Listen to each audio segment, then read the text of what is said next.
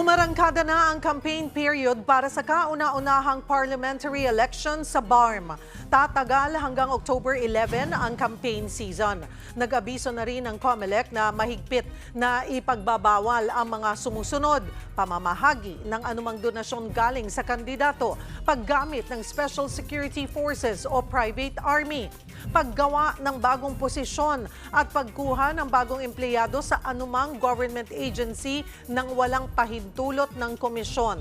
Dagdag sahod o pribilehiyo sa sinumang empleyado o opisyal ng gobyerno, pagsisimula ng public works projects, pagtanggal o pagsira sa anumang election propaganda na walang nilalabag na batas, paggamit ng anumang armored land, water o aircraft, at paggamit sa mga pulis bilang bodyguard o security guard. Ang sinumang lalabag pwedeng maharap sa disqualification. Inutos na ni Pangulong Bongbong Marcos ang lifestyle check laban sa mga opisyal ng gobyerno, partikular na ang DPWH.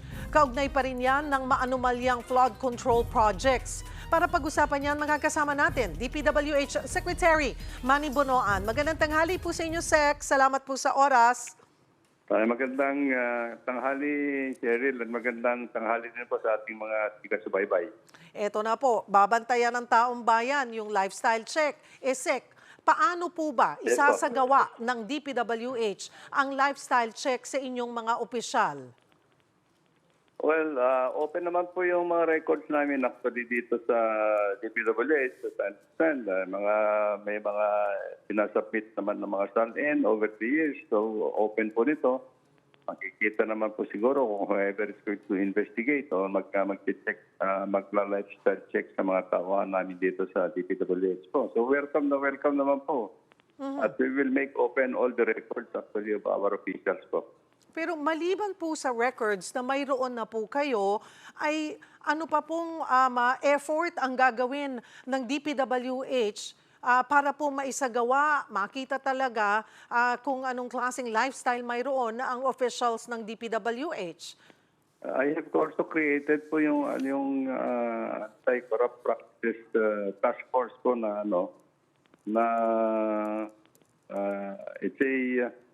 it's a task force that will go over yung mga lifestyle, initially yung mga official dito sa DPWH po. Meron po kaming anti-corruption task force.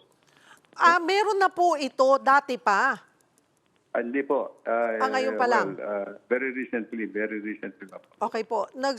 Gumawa po ang DPWH, bumuo ng isang anti-corruption task force. Sino Yes, po. gaano po kalawak o ilan po ang miyembro nito at sino-sino po ang miyembro ng task force na mag-iimbestiga? Saan po galing?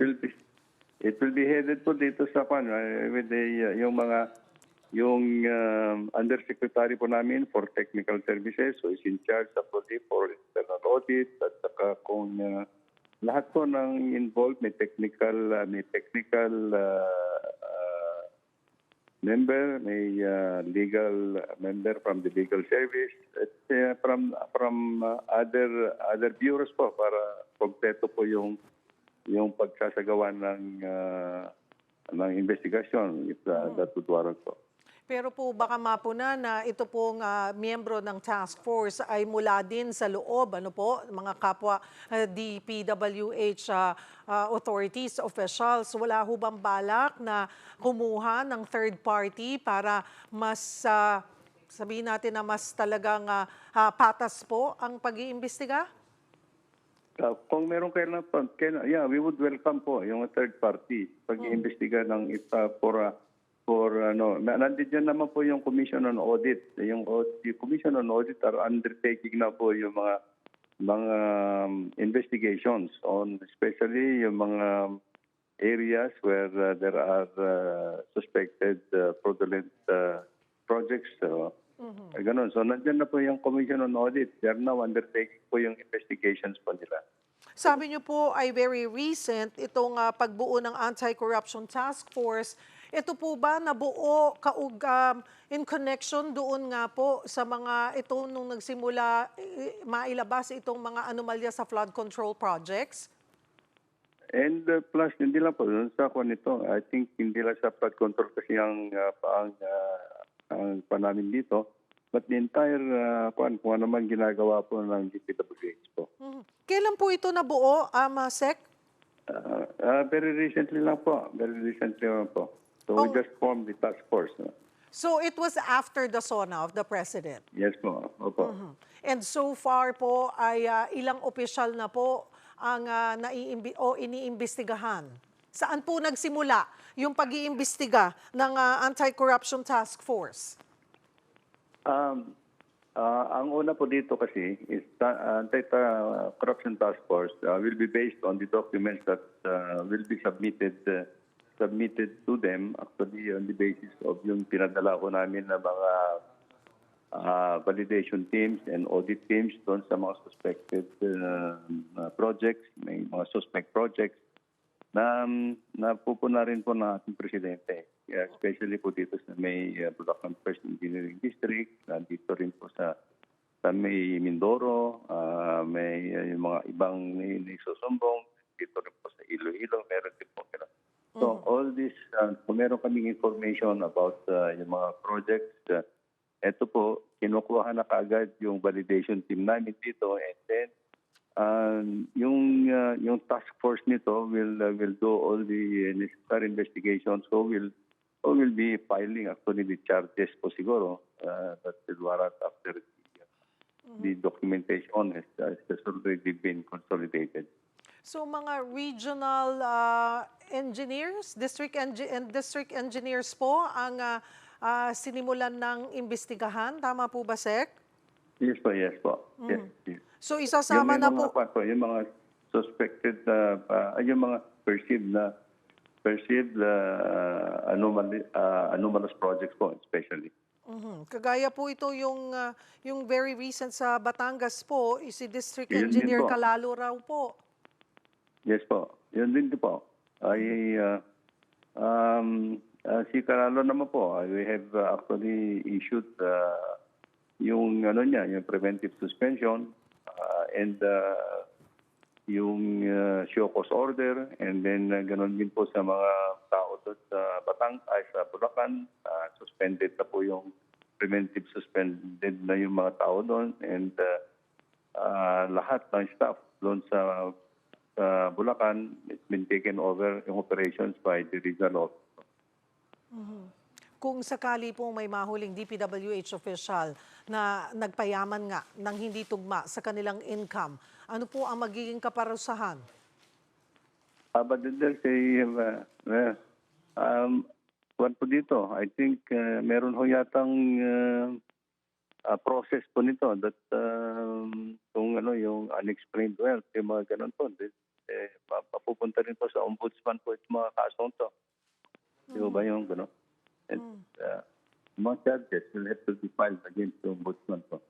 So far, aabot na raw po sa 9,000 yung reklamo laban po sa flood control projects ng DPWH. Ano po na ang nagiging aksyon dito ng kagawaran? Ito po yung mga sumbong kasi yung mga sumbong po galing sa sumbong ng bayan dito po sa Office of the President. Ang protocol po dyan is actually that when they receive this mga sumbong na dumarating po doon in their portal, pupunta po sa DepDev, no? Yung NEDA po muna. Doon muna po i-scrutinize yung projects na nisusumbong. And eventually, if there's a plan dito, if they want it to be fully investigated, siguro ibibigay po dito sa DPWH. Or yung private private entity po yata that's going to be formed for the investigation po. Mayroon po ba kayong plano para mas maging transparent ang tracking ng mga flood control projects tulad ng paggamit ng geotagging or real-time reporting? Meron naman po kami niyan. Meron po. There's an existing PCMA project, condition at evaluation na ginagawa po dito. In place po yun, yung PCMA po namin. Okay. Dito po sa investigasyon na to, isinasagawa ng Anti-Corruption Task Force, sabi niyo po ang focus ay doon sa mga may reklamo muna, yung mga maanomalya na proyekto. Yes po. Pero hindi ang sinasabi po ay dapat lahat daw po sa DPWH ay i-lifestyle check. Gagawin po ba yun ng DPWH? Maging kayo po ba, Sec? Magpapa-lifestyle check po kayo? Oo naman po. Oo naman po. Yes. Yes. Yes, opo. So gagawin po ito Absolutely. ng Absolutely. Opo, gagawin po ito ng ahensya sa lahat po ng nagtatrabaho sa DPWH? Opo. Opo. Kung lahat. We have, I think, about 50,000 people. Yun lang. Ang dami. Kaya unahin Yes. muna yung kung saan po may nakikita ngang anomalya na proyekto. Doon muna. Yes, ma'am. Yes, yes, sir. Yes. Ano rin po ang ating koordinasyon ng DPWH sa ginagawang investigasyon ng Senado sa ghost flood control projects po? Well, whatever the documents that they are requesting us to submit, prepare po namin ngayon at consolidate namin, and we will submit all the documents that the Blue Ribbon Committee will be requiring us to furnish them po. Ano rin ho ang masasabi nyo sa obserbasyon ng ilang senador na may flood control projects sa mga lugar na halos walang nakatira, indikasyon daw na ghost projects? Well, a ghost project is, hindi naman ho siguro yun. A ghost project is actually a project that's non-existent but that's been paid. Yan po yun. So yun ang ghost project. But if yung may structure na nagawa doon kahit na walang nakatira but it's going to protect the environment in that area, it's still a flood control project po.